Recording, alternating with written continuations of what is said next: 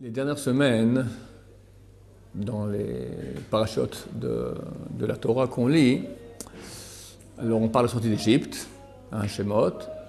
Après, on arrive à la construction du sanctuaire dans le désert. Et maintenant, dans les dernières parachutes, on parle des sacrifices qu'il y avait dans ce sanctuaire.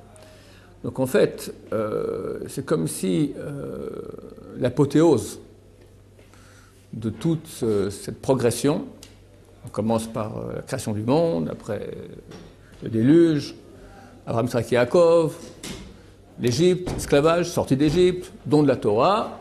La finalité, quelque part, c'est on a le sanctuaire, ce qui est tout à fait juste, parce que le but, c'est que Dieu voulait demeurer parmi nous. Le sanctuaire, c'est la demeure de Dieu. Dieu dirigeait le monde depuis sa demeure là-haut, il a voulu la diriger depuis l'intérieur du peuple d'Israël. Le Shachanti Betocham, je demeurai en vous. Donc la direction du monde avait lieu depuis ce sanctuaire. Donc un endroit extrêmement saint. Durant 2 parachiotes, une fois l'ordonnance et ensuite l'application, on nous donne les moindres détails de la construction de ce sanctuaire. Alors comment il était? Bon, on a tous lu un peu la paracha.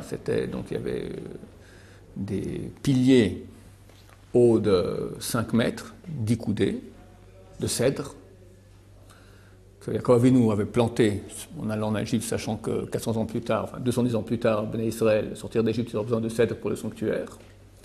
Donc ils vont dans les désert, ils voient des cèdres du Liban comme ça, en plein désert du Sinaï. Bon, ils ont... Donc des cèdres, des piliers de cèdre recouverts d'or massif. Tous les côtés. Toute beauté. Aucun temple de l'histoire qui était pareil. Bon, mais pas de toit. Pas de toit, en tout cas, de cèdre ou d'or massif. Il y avait une sorte de toit en tente. Tente extrêmement belle. Fait de motifs différents de chaque côté, à l'aide de fils, 28 fils, divisés en 4 fils, eux-mêmes faits de 7 fils. Ça veut dire, il y avait 4 sortes de tissus, on prenait 6 fils de tissu, et on mettait un 7e d'or, on le roulait ensemble pour faire un fil. Après, on prenait un autre matériau de tissu. C'était une laine écarlate, une autre, c'était du lin, d'accord? Donc, on faisait comme ça 4 fils, qui tous étaient composés de 7 fils, eux-mêmes composés de 6 et 1 d'or. Donc, on avait un fil qui était en fait de 28 fils, de 4 matériaux différents, dont 4 fils d'or. Et avec ce fil-là, on a cousu cette tente extraordinaire qui a recouvert le sanctuaire. Bon, c'est un peu dommage qu'on le recouvre, parce que le toit n'était pas que en haut. Il recouvrait aussi les côtés. Ça descendait. Descendait jusqu'à où? Pas jusqu'en bas. C'était idiot que jusqu'en bas. Pourquoi? Parce qu'on ne voit plus rien de l'extérieur. Bien que c'était une très très belle couverture, mais néanmoins, l'or massif, c'est quand même plus joli que... Alors, Baruch Hashem, comme la mode aujourd'hui, on suggère, d'accord? Alors, on voyait les piliers recouverts d'or massif étaient dans des socles d'argent, massif aussi. L'argent faisait une coudée. Et les couvertures s'arrêtaient à 2 coudées du sol. Donc on voyait une coudée d'argent, une coudée d'or, on suggérait l'or, et le tout était recouvert. Et quand on rentrait dedans, on voyait l'or, d'accord? Donc c'était très bien. Eh bien non. Bizarrement, la Torah continue, elle dit que cette couverture très belle, on va la recouvrir d'une autre couverture encore. Elle fait de quoi? De laine de chèvre. Pas spécial. Laine de chèvre, c'est quoi? Chèvre, c'est quoi? C'est beige, gris, brun, d'accord. Bon, tout à fait quelconque. Hein, c'est pas des très beaux dessins. Truc normal. Qui recouvre le sanctuaire. Et là, j'aurais des manques de peau si c'était pas la Torah, mais c'est la Torah. Bon, bizarrement, les couvertures de chèvre, d'accord, sont plus longues que les couvertures des 4 tissus différents de une coudée, descendent plus bas. Donc de l'extérieur, qu'est-ce que je vois? Il y a un sanctuaire d'or massif, caché par une couverture de chèvre, et on voit que une coudée, l'argent. L'argent, il n'est pas argenté. L'argent, quand on le frotte avec des bons produits, il est argenté. Mais l'argent, après une semaine, il est oxydé, il devient tout noir. Donc on voyait le sanctuaire de Dieu, tout noir en bas, avec du chèvre au-dessus. Bon, après, on mettait encore sur le toit, il y avait encore deux couvertures, d'après un avis. Une couverture, deux couvertures mêlées, peu importe. Ça, on ne voyait pas, c'était au-dessus. Ce qu'on voyait maintenant, noir, chèvre. Bon, c'est un peu triste, caché sous l'or massif, c'est idiot de mettre de l'or massif sous du chèvre noir, d'accord? Au moins, que tu me diras, quand on rentre dedans, on voyait l'or. Faux. On voyait, l'intérieur était divisé en deux parties, le saint et le saint des saints. 2 tiers saint, 1 tiers le saint des saints. Dans le saint, on voyait, parce qu'il y avait le candélabre à 7 branches d'or, tout ça, donc il y avait 7 bougies, donc on voyait, grâce aux bougies, on voyait l'or, très joli, et de l'intérieur, on voyait le beau tissu. Mais quand on rentrait dans le saint des saints, qu'est-ce qu'il y avait dans le saint des saints? Dans ça, il y avait 3 parois en or, une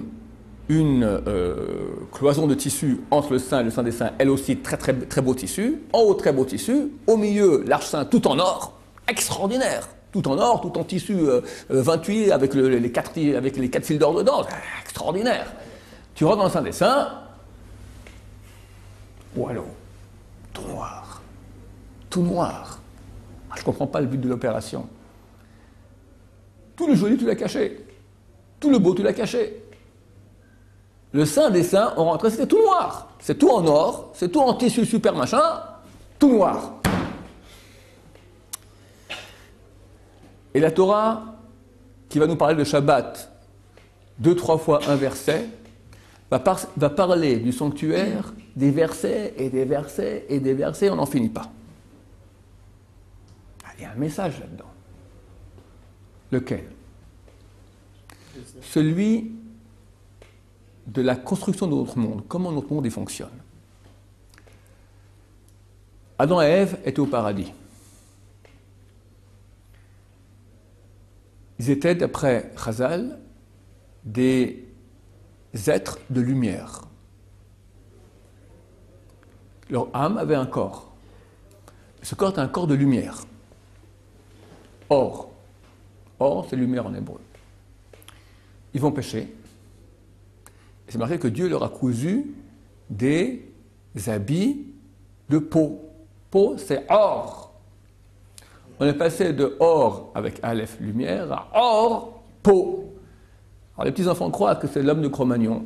Il avait une sorte de toque comme ça, de fourrure. C'est le premier Adam et Ève, d'accord, voilà. C'est pas ça. L'habit de peau, c'est ça. C'est ça. Notre steak. Qui est un habit. C'est un habit.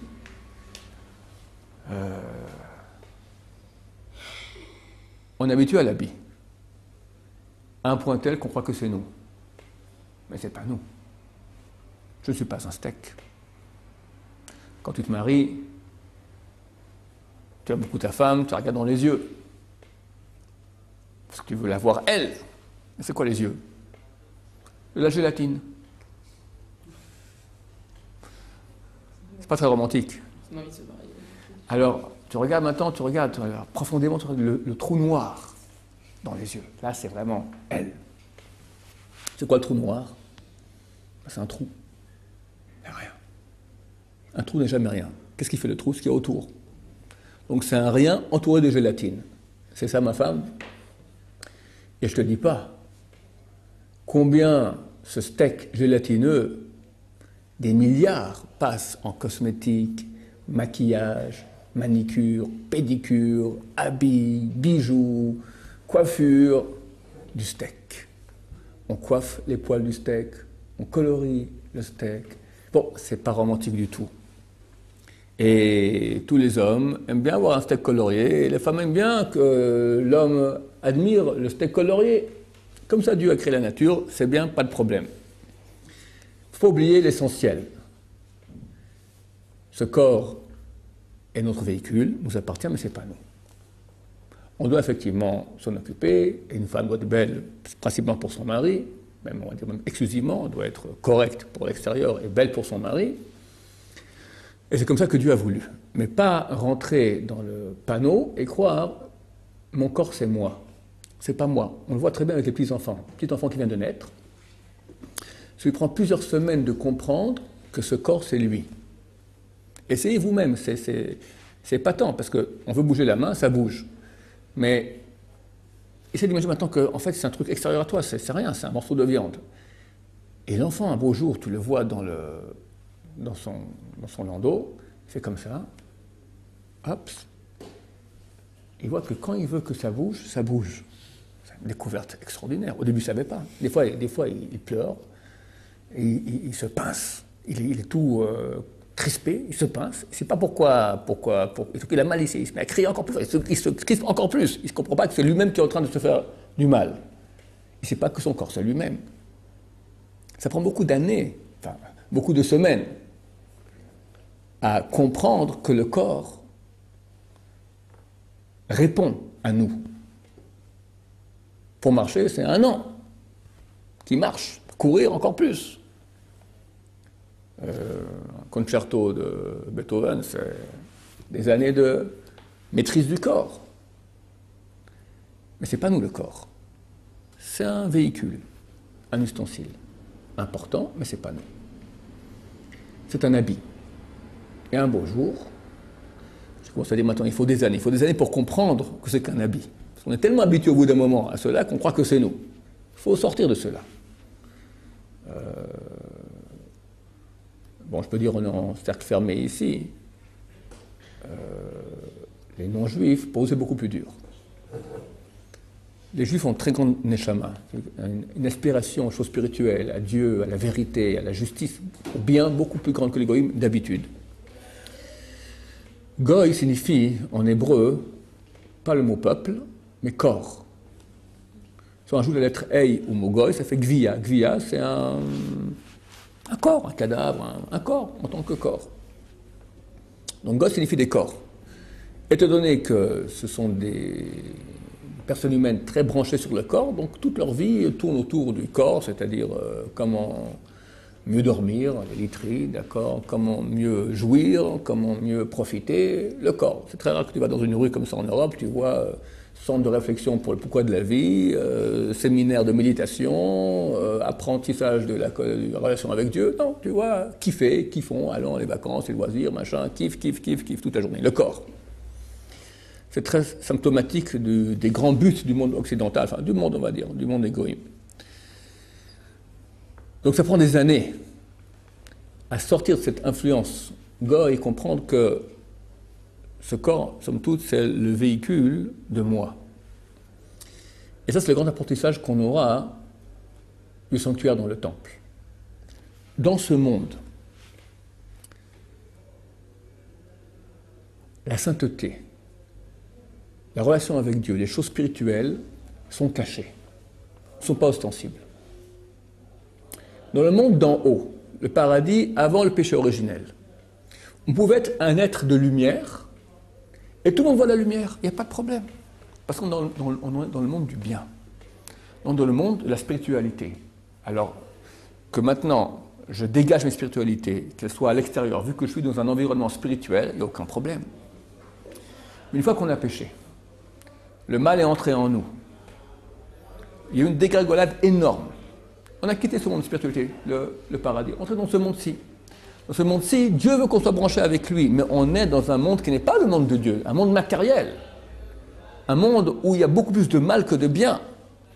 Comment on peut continuer maintenant avec une relation avec Hachem? La relation avec Hachem, c'est une chose qui est contraire à ce monde. Ce monde, c'est un monde corporel, matériel. Nous, à Israël, on a un corps matériel, on véhicule en tant que corps matériel, mais on doit amener au monde, sachez, il y a une autre dimension spirituelle. Donc, on ne peut pas dire ce message trop sensiblement, il reste caché. On le dit, mais la vraie expérience de connaissance de Dieu, de relation avec Dieu, d'amour de Dieu, c'est une chose qui est cachée. Je parle d'une chose extrêmement profonde, dont il est dur de parler parce que quand on parle de spiritualité, c'est profond de toute façon. Mais en tout cas, on voit que la Torah déjà signifie cela.